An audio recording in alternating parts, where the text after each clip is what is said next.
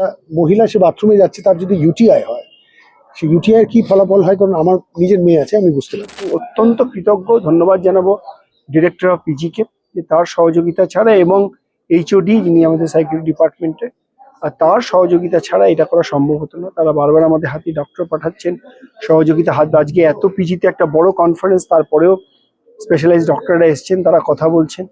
তো একটা টিম তৈরি করে আমরা ফেডারেশন চেষ্টা করছি। ফলে যে উদ্যোগ ফেডারেশন নিয়েছেন বা স্বরূপবাবু নিয়েছেন বা এখনো অব্দি সেটা হচ্ছে, আমার মনে হয় সবটাই ঠিক হবে। So thank you so much স্বরূপদা।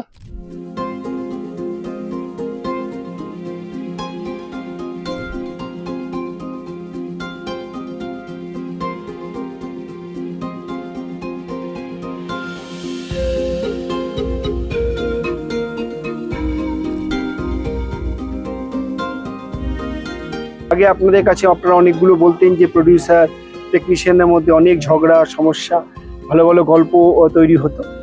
এখন আর আমরা মনে হয় আমরা সবাই একসঙ্গে আমরা কাজ করছি। আমরা চাই ইন্ডাস্ট্রিটা বড় হোক, ইন্ডাস্ট্রিটা এগিয়ে চলুক এবং টলিউড আবার তার নিজের জায়গায় ফিরে আসুক। খুব ইম্পর্টেন্ট একটা পরিবার, আমরা এক জায়গায় 14 ঘন্টা করে কাটে, মানে বাড়িতে গিয়ে যতটা সময় আমরা কাটাই, স্টুডিও ভাড়ায় তার চেয়ে বেশি সময় কাটে, এবং তারাই এক্সটেন্ডেড ফ্যামিলি। ফলে যে উদ্যোগ ফেডারেশন নিয়েছেন বা স্বরূপবাবু নিয়েছেন বা এখনো অব্দি সেটা হচ্ছে, আর যে কথাগুলো ওয়েদার ইট ইজ ভারতলক্ষ্মী, ইন্দ্রপুরী বা NT1 বা দ্য সানি, এই জিনিসগুলোতে না একটু মানে not lot of money, just about little planning.